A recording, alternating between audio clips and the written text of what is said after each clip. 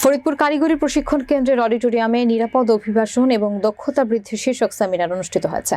বিস্তারিত থাকছে ফরিদপুর নিজস্ব প্রতিনিধি মোহাম্মদ শাকিবুল ইসলামের তথ্যচিত্রে। মঙ্গলবার সেমিনারের প্রধান অতিথি হিসেবে উপস্থিত ছিলেন ফরিদপুরের জেলা প্রশাসক জনাব কামরুল হাসান মোল্লা। কারিগরি প্রশিক্ষণ কেন্দ্রের অধ্যক্ষ প্রকৌশলী আক্তারুজ্জামানের সভাপতিত্বে বিশেষ অতিথি হিসেবে উপস্থিত ছিলেন ডক্টর রণজিৎ কুমার ঘোষ, জনাব মোহাম্মদ সাইদ আনোয়ার, আসমা আক্তার মুক্তা, জনাব মোহাম্মদ ফারুক মন, জনাব মাহমুদা সুলতানা এবং জনাব ASM মাইনুল আহসান, হাইওয়ে পুলিশের ASP জনাব মোহাম্মদ মারুফ হোসেন। অনুষ্ঠানে বক্তারা বলেন, অবৈধ অভিবাসনের জন্য প্রতি বছর হাজারো বাংলাদেশি ভূমধ্য সাগরে নিজেদের জীবন দিচ্ছে। তাছাড়া মাফিয়াদের হাতে নির্যাতিত হয়ে নিঃস্ব হয়েছে অনেকেই, তবুও সাধারণ মানুষ সচেতন হয় না।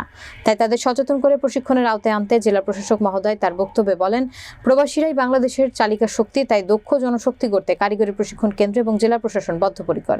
যে কোনো সহযোগিতায় জেলা প্রশাসন অগ্রণী ভূমিকা পালন করবে। কেউ যেন দালালের মাধ্যমে বিদেশ গমন না করে, কেউ কোনো এজেন্সিকে বিনা রসিদে টাকা না দেয়, বা কেউ যেন কাজ নিশ্চিত না করে বা কন্ট্রাক্ট পেপার ভালো করে না বুঝে বিদেশ না যায়, তার বিষয়ে কঠোরভাবে সচেতন করেন জেলা প্রশাসক।